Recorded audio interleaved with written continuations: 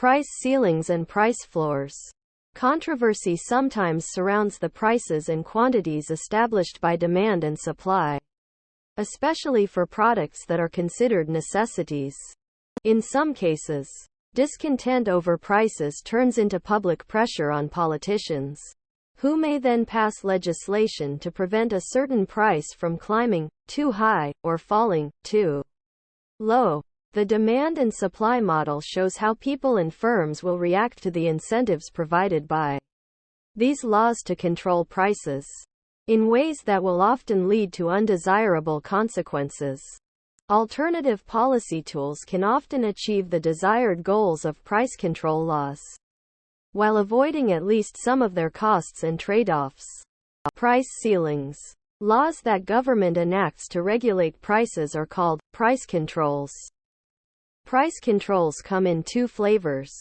A price ceiling keeps a price from rising above a certain level, the ceiling, while a price floor keeps a price from falling below a certain level, the floor.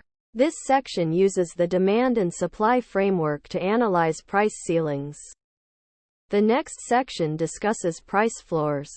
In many markets for goods and services, demanders outnumber suppliers. Consumers, who are also potential voters, sometimes unite behind a political proposal to hold down a certain price. In some cities, such as Albany, renters have pressed political leaders to pass rent control laws, a price ceiling that usually works by stating that rents can be raised by only a certain maximum percentage each year. Rent control becomes a politically hot topic when rents begin to rise rapidly. Everyone needs an affordable place to live. Perhaps a change in tastes makes a certain suburb or town a more popular place to live. Perhaps locally based businesses expand, bringing higher incomes and more people into the area. Changes of this sort can cause a change in the demand for rental housing. As Figure 1 illustrates, the original equilibrium, E0, lies at the intersection of supply curve S0 and demand curve D0, corresponding to an equilibrium price of $500 and an equilibrium quantity of 15,000 units of rental housing. The effect of greater income or a change in tastes is to shift the demand curve for rental housing to the right, as shown by the data in Table 1 and the shift from D0 to D1 on the graph. In this market, at the new equilibrium E1, the price of a rental unit would rise to $600 and the equilibrium quantity would increase to 17,000 units. Suppose that a rent control law is passed to keep the price at the original equilibrium of $500 for a typical apartment. In Figure 1, the horizontal line at the price of $500 shows the legally fixed maximum price set by the rent control law. However, the underlying forces that shifted the demand curve to the right are still there. At that price, $500, the quantity supplied remains at the same 15,000 rental units, but the quantity demanded is 19,000 rental units. In other words, the quantity demanded exceeds the quantity supplied, so there is a shortage of rental housing. One of the ironies of price ceilings is that while the price ceiling was intended to help renters, there are actually fewer apartments rented out under the price ceiling, 15,000 rental units, than would be the case at the market rent of $600. 17,000 rental units. Price ceilings do not simply benefit renters at the expense of landlords. Rather, some renters, or potential renters, lose their housing as landlords convert apartments to co-ops and condos. Even when the housing remains in the rental market, landlords tend to spend less on maintenance and on essentials like heating, cooling, hot water, and lighting.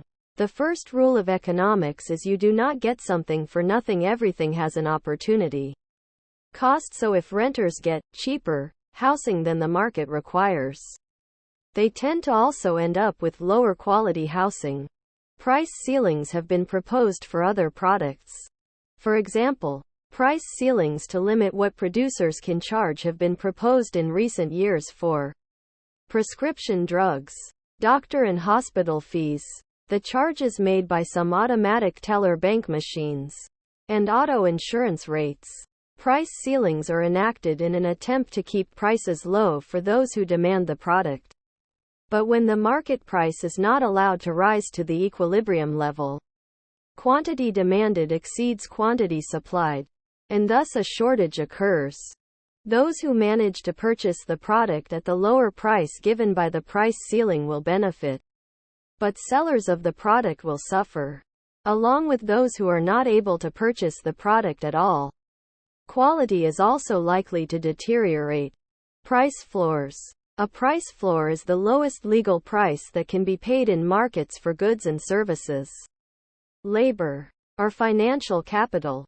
Perhaps the best known example of a price floor is the minimum wage, which is based on the normative view that someone working full-time ought to be able to afford a basic standard of living. The federal minimum wage at the end of 2014 was $7.25 per hour, which yields an income for a single person slightly higher than the poverty line. As the cost of living rises over time, the Congress periodically raises the federal minimum wage. Price floors are sometimes called price supports because they support a price by preventing it from falling below a certain level. Around the world, many countries have passed laws to create agricultural price supports. Farm prices and thus farm incomes fluctuate, sometimes widely, so even if, on average, farm incomes are adequate, some years they can be quite low. The purpose of price supports is to prevent these swings. The most common way price supports work is that the government enters the market and buys up the product, adding to demand to keep prices higher than they otherwise would be. According to the Common Agricultural Policy Reform passed in 2013, the European Union (EU) will spend about €60 billion per year, or $67 billion per year, or roughly 38% of the EU budget, on price supports for Europe's farmers from 2014 to 2020. Figure 2 illustrates the effects of a government program that assures a price above the equilibrium. By focusing on the market for wheat in Europe, in the absence of government intervention, the price would adjust so that the quantity supplied would equal the quantity demanded at the equilibrium point E0, with price P0 and quantity Q0. However, policies to keep prices high for farmers keeps the price above what would have been the market equilibrium level, the price PF shown by the dashed horizontal line in the diagram. The result is a quantity supplied in excess of the quantity demanded. Q'd. When quantity supplied exceeds quantity demanded, a surplus exists. The high-income areas of the world, including the United States, Europe, and Japan, are estimated to spend roughly $1 billion per day in supporting their farmers. If the government is willing to purchase the excess supply, or to provide payments for others to purchase it, then farmers will benefit from the price floor. But taxpayers and consumers of food will pay the costs. Numerous proposals have been offered for reducing farm subsidies in many countries.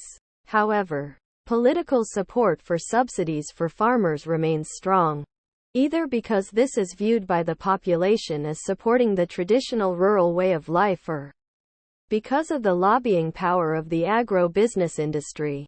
For more detail on the effects price ceilings and floors have on demand and supply, see the following Clear It Up feature. Do price ceilings and floors change demand or supply? Neither price ceilings nor price floors cause demand or supply to change. They simply set a price that limits what can be legally charged in the market. Remember, changes in price do not cause demand or supply to change. Price ceilings and price floors can cause a different choice of quantity demanded along a demand curve, but they do not move the demand curve.